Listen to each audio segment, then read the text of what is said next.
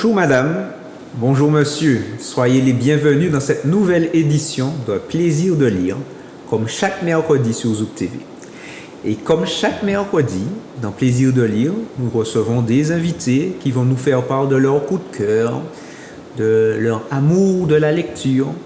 Et donc aujourd'hui, j'ai 3 invités avec moi.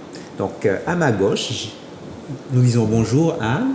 Bonjour, je suis Jessica Lise, encore appelée Lise Osmose, professeure de danse latine. Bienvenue Jessica, c'est un plaisir de te recevoir. Merci à toi. Donc à côté de Jessica, nous avons aussi une dame. Valentine Suzy Pierre-Louis. Alors bienvenue Valentine, sois la bienvenue, c'est un plaisir de te recevoir sur le plateau de Plaisir de lire. Merci. Et pour m'accompagner afin de faire la parité, nous avons monsieur Daniel Pérou. Daniel Pérou. Oui. Comme le Pérou, le pays Oui, de mais Pérou. sans l'or. Sans l'or. Ah. Eh bien, nous allons quand même explorer des horizons, même s'il n'y a pas d'or. Donc, ce sera un grand plaisir. Eh bien, sois le bienvenu, Daniel. Merci, c'est un plaisir d'être ici. Donc, plaisir de lire. Nos invités vont nous faire part de leur lecture. Une lecture qui peut être récente, une lecture qui peut dater, mais qui a touché. Et donc, ils vont nous expliquer qu'est-ce qu'on peut tirer grâce à la lecture, quelles expériences qu'ils ont eues face à cette activité, et puis ce que cela peut vous apporter, vous aussi personnellement. Donc, c'est pour cela que je vais me tourner vers Jessica, Lise. Jessica. Oui. Alors, en ce mercredi, Oui. quel livre vas-tu nous présenter? Je vais vous présenter un livre rose, pour voir la vie en rose, mais non, je blague, qui s'appelle « Branche ton GPS sur le bonheur ». Branche ton GPS sur le bonheur. D'accord. Oui. Qui est-ce qui a écrit ce livre? Alors, c'est une femme qui s'appelle Marie-Louise Roth. D'accord. C'est une numérologue, consultante, formatrice et conférencière. Elle est aussi l'auteure de plusieurs ouvrages sur la numérologie et sur le pouvoir de la pensée. D'accord. Voilà. Donc, en effet, j'ai été attirée par ce livre parce que je suis dans une étape de ma vie de développement personnel. On entend beaucoup ce mot un peu partout en ce moment. Voilà, on dira que c'est à la mode, mais bon, non, c'est pas une histoire de vouloir être à la mode. C'est vraiment un ressenti. Donc, sur le livre, déjà, il y a une phrase, un slogan sur la couverture qui veut tout dire. Laisse aller ce qui était, accepte ce qui est et aie confiance en ce qui sera. D'accord. Ça nous enlève déjà une forte pression. Là, je ne sais pas pour vous, mais moi, rien qu'en lisant ça, je sens une décompression du cerveau qui se fait. Bon, bref. Alors, déjà, ce livre, voici, il nous montre comment orienter nos pensées de façon à transformer notre réalité de la manière la plus positive qui soit. Parce que dans le monde actuel, justement, par rapport à la phrase qui est devant, laisse aller ce qui était. On a tendance toujours à se dire être le résultat de ce qu'on a vécu avant. C'est à cause de telle chose, c'est à cause de telle personne. Si je suis comme ça, c'est parce que, etc. Il faut laisser ça aller. Maintenant, il faut accepter ce qu'on vit en ce moment. Il faut accepter ce qui est. Voilà, ne pas avoir de frustration par rapport à ce qu'on vit. Voilà, il faut lâcher prise et puis avoir confiance en l'avenir, en ce qui sera, et surtout vivre au présent, parce qu'on a justement tendance à être super angoissé en pensant à l'avenir, à ne pas atteindre nos objectifs. C'est pas comme ça qu'on aimerait être, on veut ceci, on veut cela, etc. Et en réalité, notre présent, on le vit toujours dans une frustration permanente à cause du passé ou à cause du futur. Donc il faut savoir être au présent. Donc, il me semble dans le titre, tu as parlé de GPS. Donc, moi, je pensais, dans les voitures, on a souvent des GPS. Quel est le lien? Voilà, nous aussi, intérieurement, on a un GPS qui nous montre le chemin. Et je vais lire justement le petit résumé qu'il y a derrière, qui explicite tout cela un peu mieux pour que tout le monde me suive. D'accord. Alors, comme le GPS qui a en mémoire toutes les routes du monde, notre subconscient est un GPS spirituel que nous pouvons programmer en lui parlant au présent de nos désirs les plus fous ou de nos peurs les plus légitimes, sachant que le mieux se fait au meilleur moment. Dans ce livre, l'auteur nous présente une explication rationnelle et scientifique du fonctionnement de notre subconscient pour nous aider à utiliser les mots les plus justes, adéquats et compréhensibles pour notre cerveau afin qu'il ait un impact direct et influent dans tous les domaines de notre vie. En effet, un mauvais état d'esprit engendre de mauvais mots à l'origine du mal-dire ou encore, entre guillemets, maldiction. Un bon état d'esprit engendre de bons mots à l'origine du bien-dire ou, entre guillemets, bénédiction, entraînant mal, entre guillemets encore, malheur ou, entre guillemets, bonne heure, malchance ou bonne chance. Tout ça pour dire que choisir ses pensées, c'est choisir sa vie. Voilà. D'accord. Bon, c'est Wow. un programme très intéressant. Je trouve que c'est très profond. Je ne sais pas pour vous.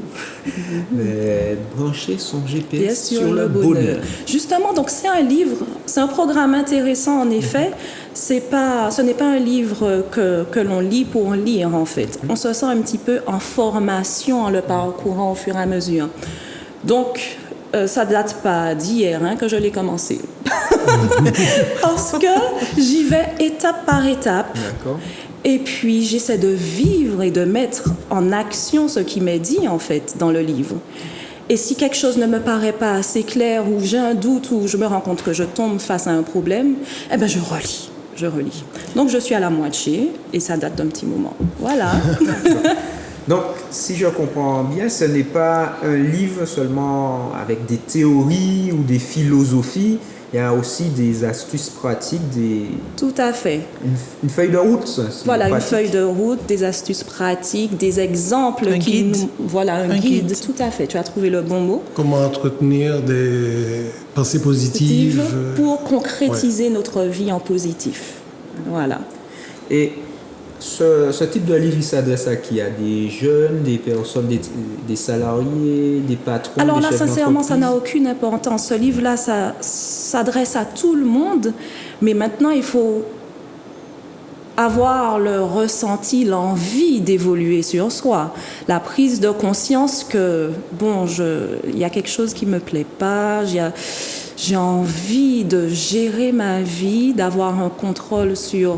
voilà, parce que moi, sincèrement, pendant un certain temps, j'ai eu la sensation que j'étais sur Terre, mais bon, je vivais comme un automate, en fait. Je ne savais pas pourquoi j'étais là, pourquoi je faisais ça. Je faisais les choses, il m'arrivait des choses, et bien elles arrivent. Bon, voilà, et à un certain moment, face à une trop grande quantité de déceptions, c'est là que soudainement on se pose et qu'on se remet en question. Donc, et pour se remettre en question, je pense qu'il n'y a pas d'âge. Parce que même dans cette formation de développement personnel que j'ai faite et où on m'a conseillé ce livre, il y avait une jeune qui avait dans la vingtaine et qui avait déjà un développement spirituel personnel tellement étonnant et plus important que le mien. Donc, franchement, il n'y a pas d'âge. Non. Du moins, c'est pas forcément pour les enfants, mais tout dépend. Si ces enfants-là sont baignés depuis leur jeune enfance avec leurs parents dans ce monde, qui sait, ils peuvent peut-être aussi l'être aussi intéressés. Non, quand je vois le titre, branche, donc il y a pour moi, peut-être je fais fausse route, mais pour moi, il y a une idée d'acte volontaire. Tout à fait. Effectivement, plutôt que de se laisser aller par le flot de la vie, donc brancher, donc c'est quelque chose que j'entreprends. Voilà. Après, je sais pas C'est si un projet. C'est un projet qui se matérialise avec des actions. Après, je ne sais pas s'il faut de grosses actions, si même les petites comptent, je ne sais pas. Ah oui, mais les plus petites, minimes comptent. Voilà, tout est important. Oui, oui. Et est-ce qu'il y a des clés qui t'ont marqué particulièrement, des astuces? Alors, en ce moment, je me suis arrêtée sur ce petit passage. Il est beaucoup plus clair que je vous le lise. Donc, première étape, discerner les pensées négatives. Le cheminement de la programmation objective consiste prioritairement à savoir faire la différence entre une bonne et une mauvaise pensée, une pensée positive et une négative. La pensée négative se manifeste par la forme et le fond. Par la forme, je ne peux pas, je ne sais plus, je n'arrive jamais, ça on se le dit souvent inconsciemment, on sort cela tous les jours. Et par le fond, je suis nul, c'est difficile, j'ai mal, j'ai peur. Deuxième étape, mettre les pensées négatives au passé. Partant de là, nous devons apprendre à surveiller la qualité de nos pensées et, dès qu'une pensée négative arrive à notre esprit, nous devons non pas l'effacer, parce qu'il n'y a aucune gomme à effacer le passé gravé pour l'éternité dans notre conscience, mais tout de suite rectifier cette charge négative et la mettre immédiatement au passé, sa juste place. Exemple, j'ai peur, j'avais peur. J'ai eu peur. Je suis fatigué, j'étais fatigué. Je suis mal, j'étais mal. C'est parfaitement logique parce que dès que nous avons prononcé n'importe quel mot, il est déjà du passé. Il y a 3 centièmes de seconde, j'avais peur. C'est logique, donc acceptable. Si nous disons « je n'ai pas mal », il ne faut pas que j'ai mal, pourvu que je n'ai pas mal, mon Dieu, faites que je n'ai pas mal, nous reconnaissons, nous renforçons le pouvoir du mot et nous nous enfonçons davantage dans le mal. Notre subconscient ne connaît pas les négations. Il prend les mots au sens littéral. Il nous prend au mot. Et troisième étape, la clé magique du processus de réalisation, c'est-à-dire « je suis à ce que je veux ». L'esprit ne connaît ni l'espace ni le temps. Il ne connaît pas les conjugaisons. Il ne connaît que le présent. Il est. En esprit ou en pensée, j'ai presque fini, nous pouvons visiter le cosmos, nous transporter à n'importe quelle époque antérieure ou ultérieure. Nous pouvons construire un château en Espagne ou ailleurs. L'esprit est magique. Ses effets sont extraordinaires et sortent du rationnel. Il agit d'une manière surprenante, en bien comme en mal. Vous voyez le pouvoir de notre esprit. Le fait qu'il ne connaisse que le présent est très pratique, puisque nous n'avons même pas besoin de connaître nos conjugaisons pour communiquer avec lui. 2 modes de conjugaison seulement nous sont nécessaires. Le passé pour y déposer le négatif et le présent pour exprimer nos projets positifs. Donc, en résumé, ce qu'il faut savoir dire, c'est « je vais mieux, de mieux en mieux, je suis protégé, tout me réussit, la vie est belle, la chance est avec moi, le mieux se fait au meilleur moment. » Et à force, et à force de se le répéter, de finir par y croire. Voilà, c'est ça. D'accord. C'est un conditionnement. Voilà. Conditionnement. Donc, quand j'aurai des pensées négatives, je les mets au passé. Donc, plutôt que de me dire, tiens, je ne me sens pas capable de faire telle action, je n'étais pas capable de le faire, maintenant je peux. Voilà. Maintenant, je suis en mesure, voilà. Je peux faire. Voilà, j'inspire. Je ne me sentais pas capable. Mais je peux essayer. Je vais essayer, je vais y arriver. Essayer. Je suis capable. D'accord. Nous sommes capables de tout. Le négatif au passé, le positif au présent. Il y a quelque chose pour l'avenir? Non. C'est passé et présent. C'est justement là où je n'accroche pas sur le GPS, parce que en général, le GPS, c'est tout pour... Il y a un point de départ et un point où on se projette d'y être dans l'avenir, quoi. Mais justement... Donc, c'est comme une route qui nous amène à une adresse bien précise. Le bonheur. Voilà. La pensée positive du présent va nous amener au bonheur. D'accord. Ah, j'aime bien ça. La pensée positive du présent nous amène au bonheur à venir. Voilà. À venir ou rapide, immédiat, à condition de se mettre dans l'état d'esprit qu'il faut et de prendre les bons côtés. Yes. D'accord. Ok. Et donc tu as dit que tu fais cette expérience depuis combien de temps? Eh bien là, depuis à peu près presque 6 mois. D'accord. Oui. Tout à fait. Et je m'arrête et puis je me donne le temps de vivre ma vie, de voir ce qui se passe, comment je réagis, est-ce que j'arrive à mettre en acte ce que je lis, voilà, est-ce que c'est un raisonnement, du moins, comment dire, c'est pas un raisonnement, oui. Bon, est-ce que ça a un impact sur mon raisonnement, voilà, c'est surtout ce que je voulais dire, et sur mes actes. Donc c'est pour cela que c'est un livre de chevet. Voilà, exactement, tu as trouvé le bon mot. Il est en effet c'est un sur mon livre de chevet. chevet.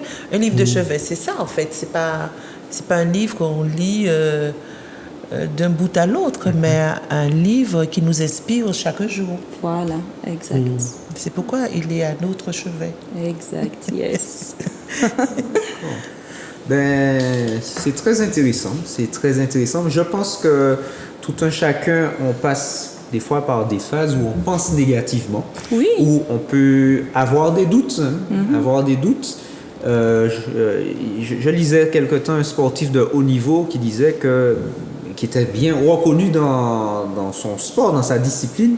Il disait que ça lui arrivait aussi d'avoir des moments de doute. Après, il disait, c'est qu'est-ce qu'on fait avec les doutes? Est-ce qu'on les laisse nous dominer ou on utilise ces doutes pour se transcender, se transformer et faire mieux? Et je vais y penser, surtout que j'ai un défi à relever très bientôt, donc de temps en temps j'ai des petites pensées négatives. Donc tu vas déjà mettre en application. Donc oui, comme ça, quand j'aurai une pensée négative, je dis attention, Jessica a dit le négatif c'est le passé. Donc si ma pensée négative est présente, elle n'est pas bonne. Donc je vais rectifier, mettre au présent du positif et le passé négatif. Voilà. C'est ça. Ça n'a pas l'air compliqué. Non. Après, le truc, c'est de le faire régulièrement. Voilà, pour que ça devienne une habitude. C'est y penser régulièrement. Avoir la pensée corrective toujours présente. Voilà. Tout le temps, tous les jours, en permanence. Voilà, se ressaisir, entre guillemets. Voilà. Oui, c'est ça. C'est-à-dire à chaque fois, réajuster. Voilà. Réajuster la pensée, c'est un conditionnement. Jessica, merci beaucoup pour ces pensées positives qui font du bien en cette période particulière par rapport à ce que nous vivons d'un point de vue international, mais aussi par rapport aux événements qui arrivent dans la vie de tout un chacun. Et on n'est des fois pas au courant parce qu'il y a aussi des choses qu'on veut garder pour soi. Mais merci beaucoup, Jessica. Avec plaisir. Nous allons continuer cette quête du bonheur avec Valentine. Merci. Alors moi, je vais présenter un livre qui est un roman autobiographique. C'est Vinnie Van, la boutique de Mosey Yvonne. Alors, un titre très parlant, choisi donc par Arlette Pujard, l'auteur. Livre publié aux éditions K Éditions en 2015, donc il y a à peu près 6 ans. C'est le premier roman de l'auteur et en fait, Arlette Pujard s'est lancée un challenge et je pense qu'elle a réussi ce challenge et je vais vous expliquer pourquoi. D'accord. Alors, plusieurs raisons. En tout cas, deux principales. Vu le temps, on ne peut pas développer davantage, mais il y a au moins 2 raisons. D'abord, parce que c'est un livre qui redynamise notre identité culturelle à travers la mise à jour, la visite de nos us et coutumes. Sur ce point, le livre fédère, il fait consensus. Les lecteurs reconnaissent que le livre leur a fait revivre des histoires d'enfance.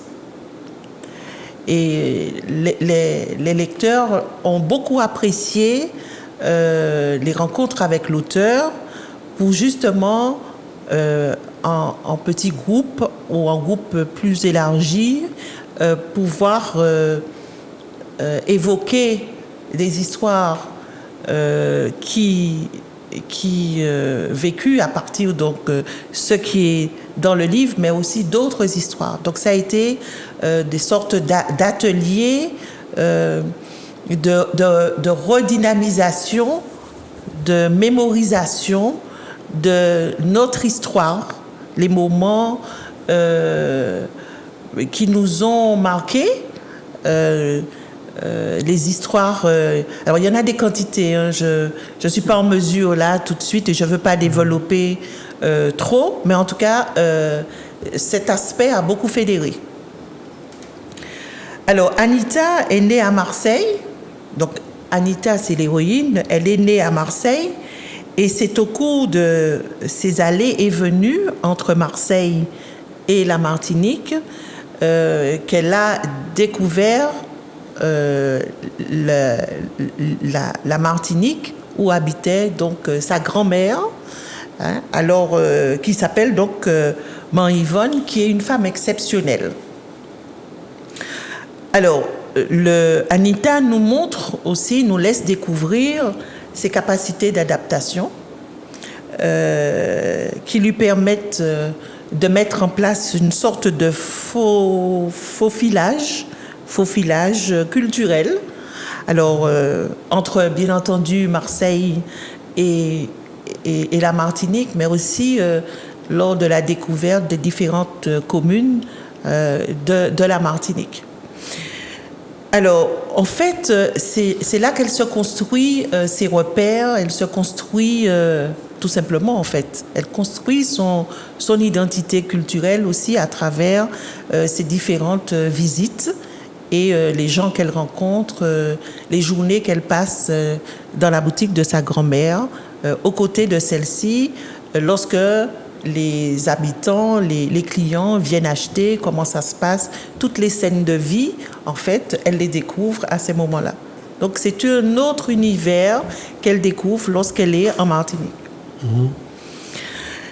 Alors, la seconde raison, elle est beaucoup plus implicite et, en fait, à mon avis, c'est une autre facette du livre qui montre une autre qualité de notre capacité, nous, Martiniquais, Antillais, lorsque nous nous mettons à écrire, nous pouvons aussi utiliser nos archétypes, comme le cercle, d'autres archétypes aussi, à travers nos titimes, à travers tout un vécu émotionnel, hein, qui est là, mais qu'on croit avoir oublié, mais c'est dans notre inconscient collectif. Donc, ce que j'ai mis en évidence, c'est que le cercle joue un rôle structurant, à la fois dans le contenu, c'est-à-dire dans le récit de vie de Anita, mais aussi dans le contenant, c'est-à-dire dans la structure même du livre. Alors, au niveau du contenu, au niveau donc du récit de vie, qu'est-ce qu'on peut dire ? Par exemple, une des entrées, ça peut être la scène qui se passe sur la côte nord Caraïbe. Elle raconte que lorsqu'il y avait des habitants qui quittaient la Martinique pour s'installer dans l'Hexagone, à l'époque, on savait qu'il y avait le bateau qui s'appelait le Colombie, qui partait donc une fois par mois ou parfois à d'autres périodes un peu plus souvent. Et il n'y avait pas les moyens d'aller à l'aéroport. Donc, en fait, les habitants, ne pouvant pas se déplacer, faisaient une sorte de... Aujourd'hui, on appellerait ça une manifestation. Hein, mais c'était un regroupement, un feu de camp. Et ce que j'ai... Avec des flambeaux, ils faisaient donc, à leur manière, un au revoir, mais qui est une forme de résistance, une manière de lutter contre l'angoisse, le trauma qui pouvait les envahir à ce moment-là.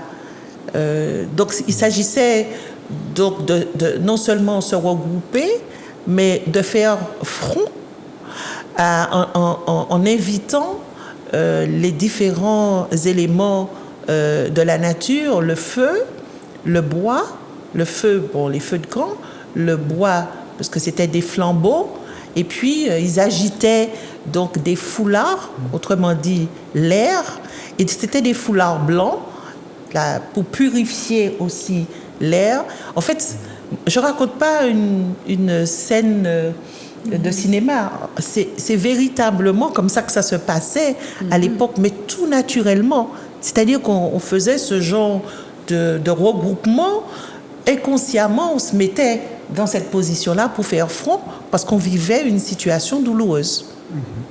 Donc c'est une des premières scènes de résistance. Mais il va y en avoir d'autres dans le roman. Et plus on avance, plus on rencontre des scènes de résistance.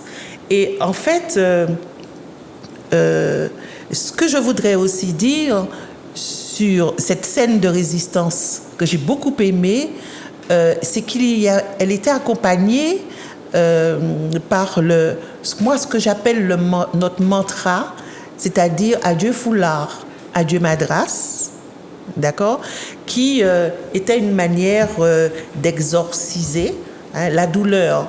Donc, le adieu foulard, adieu madras revenait régulièrement et était répété sans cesse comme un hymne sacré, une formule mystique, une incantation, hein, pour se protéger et pour survivre à un trauma.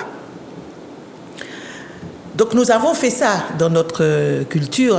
Anita ne fait que révéler des aspects qui ont existé, que les jeunes, les très jeunes n'ont pas connus, mais dont moi j'ai entendu parler, voire j'ai connu. Alors, une autre scène, c'est celle d'Anita,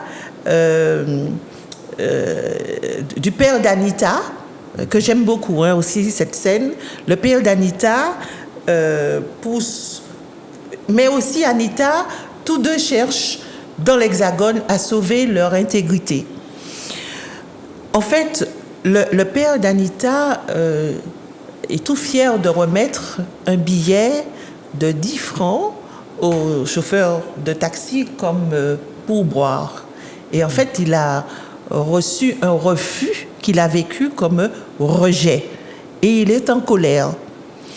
Et en fait, c'est la fierté du Martiniquais, hein, lorsqu'il arrive en France, et il sort la politesse, hein, et dignement, il sort ce billet, et en fait, il est en inadéquation avec le contexte de l'époque, puisqu'en fait, cette femme, vous savez, les anciens billets de 10 francs, il y avait une femme avec la tête attachée en madras, et en fait, c'était pas la même monnaie qu'il y avait dans l'Hexagone.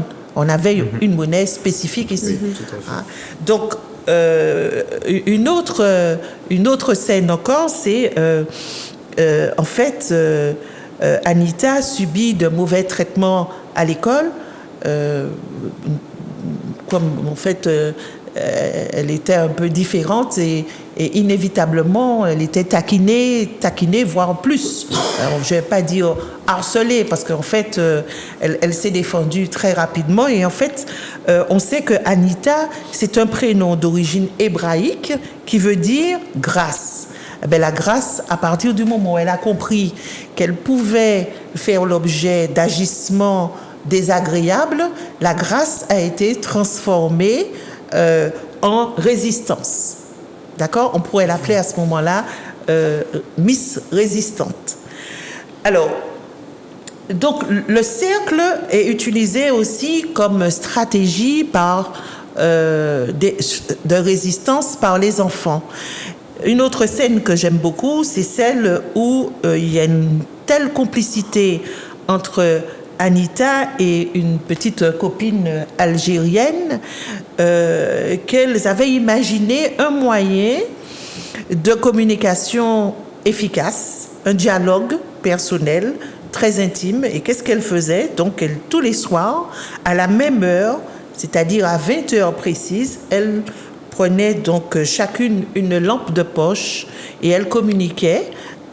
Anita du haut de son 10e étage et sa copine algérienne au rez-de-chaussée dans son bidonville. D'accord ? Donc, elles avaient adopté un rituel et ce qu'elles faisaient, tenez-vous bien, c'était des cercles, d'accord ? Des cercles de résistance. Là encore, elles le font inconsciemment. Je peux y aller ou je continue ? Vas-y. Oui. Je parle beaucoup. Non, c'est très intéressant. On suit, hein. Ça nous permet de nous plonger, notamment approche. les personnes qui n'ont pas connu cette époque, notamment moi.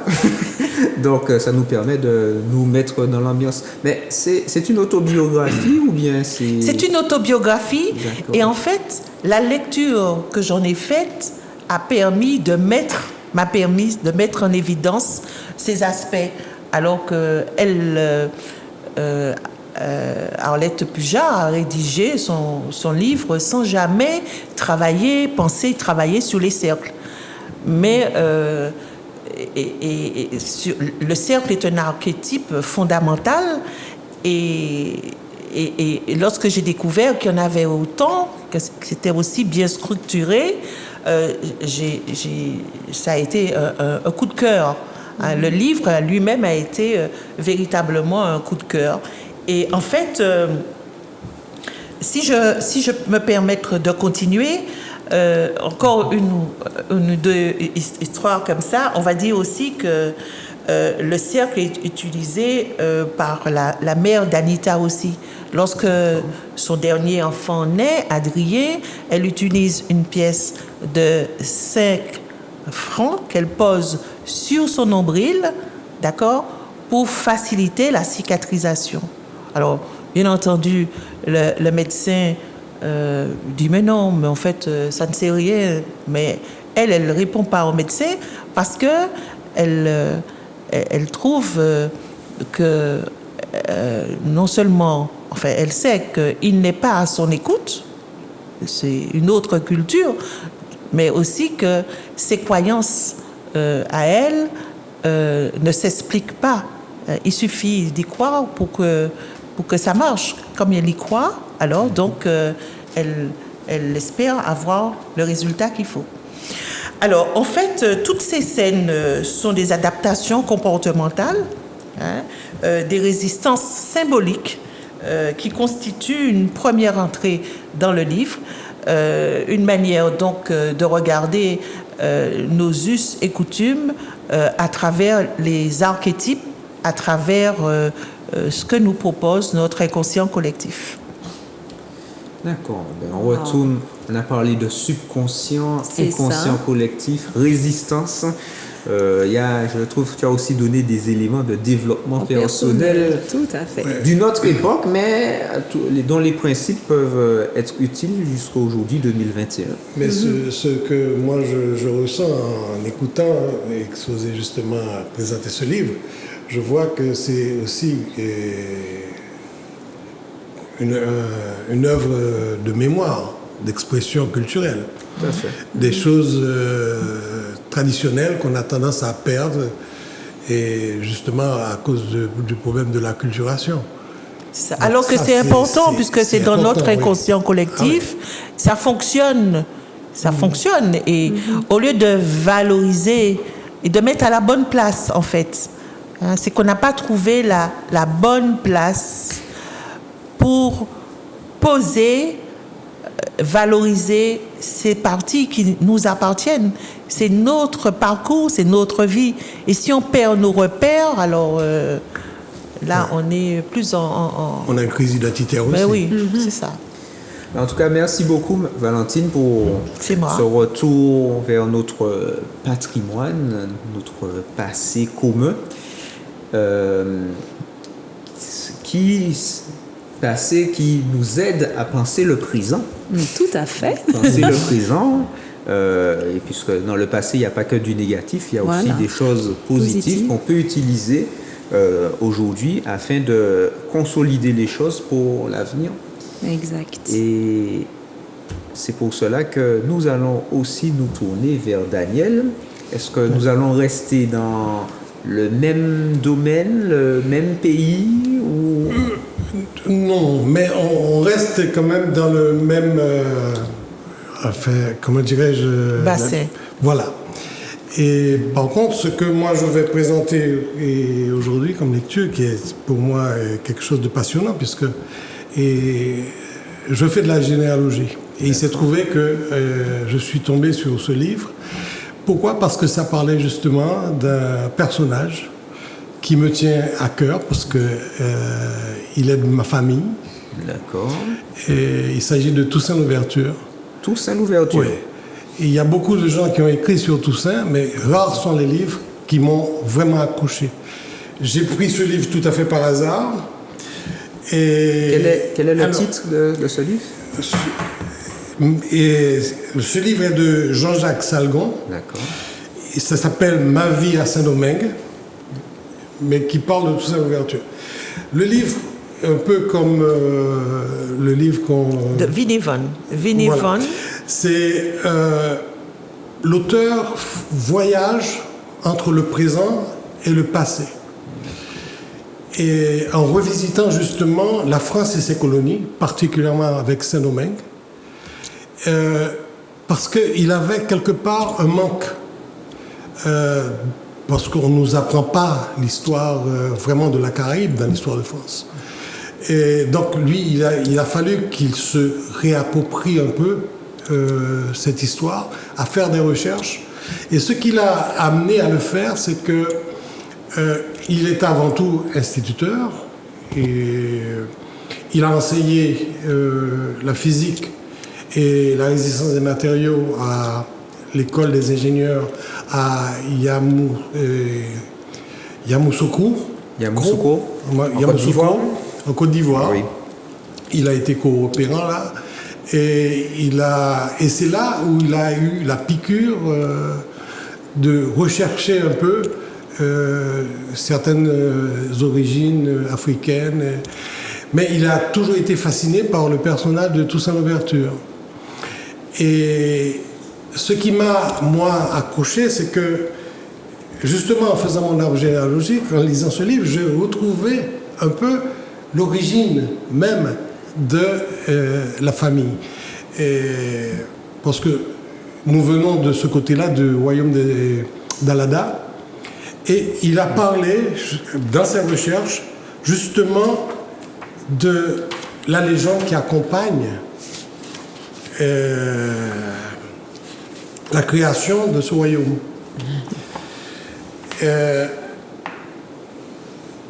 Qui est fascinant. Que je vais vous lire, si vous permettez. Oui, bien sûr, tu peux. Alors, il dit... Au pays des Adja, il y a bien longtemps, il y avait un roi qui s'appelait Akoulou. Pour protéger sa case royale des regards, ce roi avait fait bâtir un mur d'enceinte et donner l'ordre que quiconque passerait le long du mur devrait se mettre à marcher à quatre pattes pour ne pas tenter d'apercevoir ses épouses. C'est pourquoi la case royale fut baptisée plus tard Taado, ce qui dans la langue des Adja signifie ramper devant la muraille. Parmi les nombreuses princesses de la cour d'Akolou, il y en avait une qui s'appelait Ali Bono et qui était malheureuse car elle ne pouvait pas avoir d'enfant. Un jour, accompagnée de ses suivantes, elle s'était rendue près d'un puits pour y remplir sa jarre. Elle fit la rencontre d'un esprit qui avait pris la forme d'une panthère mâle.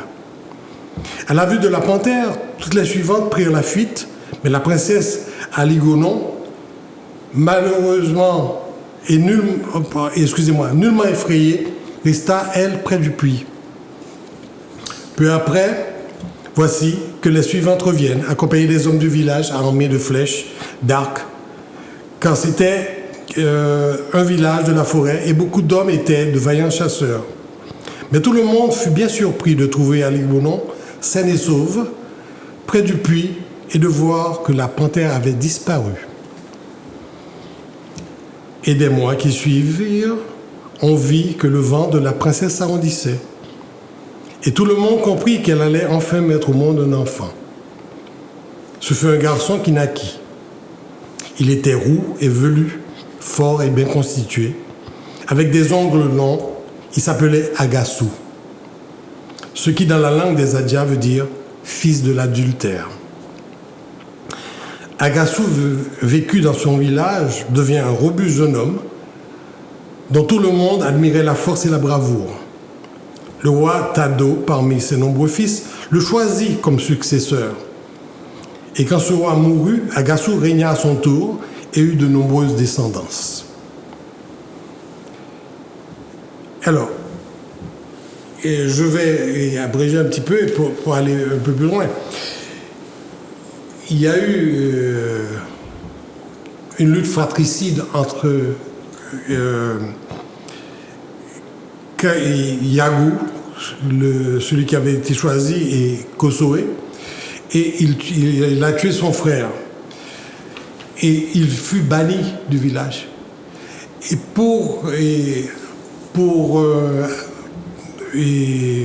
quand il fut condamné à l'exil, il a récupéré les instruments sacrés de son père, c'est-à-dire la couronne, l'arc, la lance, et il s'enfuit avec, et puis il alla s'installer dans un autre endroit du pays qui s'appelait Ondja, d'accord, et il a enterré toutes les reliques de son père là, et c'est là qu'il a fondé son royaume, qui au départ était le royaume Togogusa, mais qui est devenu après Adja Agassouvi et le royaume d'Alada. C'est comme ça qu'il a créé le royaume d'Alada. Et la légende de la famille veut que Toussaint ait toujours gardé un esprit panthère de rébellion. Et là, ce qui est fascinant aussi, c'est que c'est ce voyage que le type faisait entre la réalité qu'il vivait. Parce que ce livre a été publié en 2009, un peu avant le séisme en Haïti. Oui. Et lui, il faisait ce voyage et il voyait comment, justement, certains aspects de la colonie, notamment ces domaines, puisqu'il s'agit de ces domaines, avaient intégré la réalité française. Même si on avait toujours gardé les préjugés avec les droits de l'homme, c'était limité à certains hommes, d'accord, c'était des choses qui étaient pour la métropole, mais qui n'intéressaient pas vraiment les colonies. Mais il a fallu avoir un Toussaint quand même qui a donné son universalité à cette déclaration des droits de l'homme. C'est-à-dire il a porté à toutes les races, parce qu'il a eu à dire qu'il soit rouge, qu'il soit blanc, qu'il soit bleu, ou qu'il soit noir ou qu'il soit blanc, d'accord, tout homme naît libre et égaux et sur le territoire français.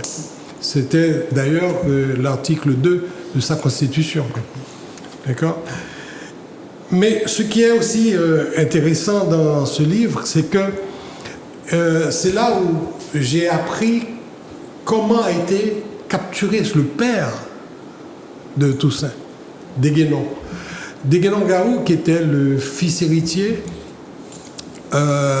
il était aussi sorcier, formé à la médecine naturelle, mais il était aussi général de l'armée d'Alada. Il était responsable de l'aile droite. Je ne sais pas qu'est-ce que ça veut dire totalement dans l'organisation des armées. Mais il se trouvait que leur tribu était déjà en affaire d'échange avec des négriers, avec des colons hollandais, français, anglais, où ils vendaient des esclaves capturés. Et eux, ils ont été capturés aussi à cause d'un événement banal qui s'était passé lors d'un mariage. Le père de Déguénon avait invité deux rois de tribus voisines, et il y avait un d'entre eux qui voulait diplomatiquement lui demander le droit d'utiliser les côtes de son royaume pour pouvoir négocier lui-même aussi avec les étrangers. Une petite question. Oui. Toute cette présentation faite sur Toussaint Louverture, est-ce qu'il y a un mélange de récits, d'annales historiques, comment toutes ces... C'est basé sur l'histoire. C'est basé surtout sur l'histoire, sur des événements très particuliers. Et il parle aussi, parce que c'est très long à expliquer, il parle d'un aspect important de Toussaint qu'on ne parle pas beaucoup. Mais bon. Et voilà. C'est un livre passionnant. D'accord. En tout cas, merci beaucoup, Daniel. Merci, Jessica. Merci, Valentine. Donc, nous avons voyagé dans le passé, le présent, l'avenir. Nous sommes restés en Martinique, nous sommes allés dans la Caraïbe, nous avons touché même l'international. Donc, en tout cas, la lecture nous permet toutes ces choses, de penser, de réfléchir, de voyager. Et si vous aussi, vous avez l'intention, ou il y a un livre que vous aimez, qui vous a touché, vous pouvez aussi venir sur ce plateau, le présenter au 06 96 19 41 13. Vous nous passez un petit coup de fil et ce sera avec plaisir de vous recevoir ici sur ce plateau comme nos trois invités du jour et vous écoutez votre coup de cœur. En tout cas, Jessica, je te dis merci beaucoup. Merci à toi, Christophe. Merci à Zouk TV. Merci pour cette invitation inattendue. Merci de l'avoir honoré. Valentine, merci. Merci beaucoup. Merci. Et Daniel, merci pour ce tour d'horizon.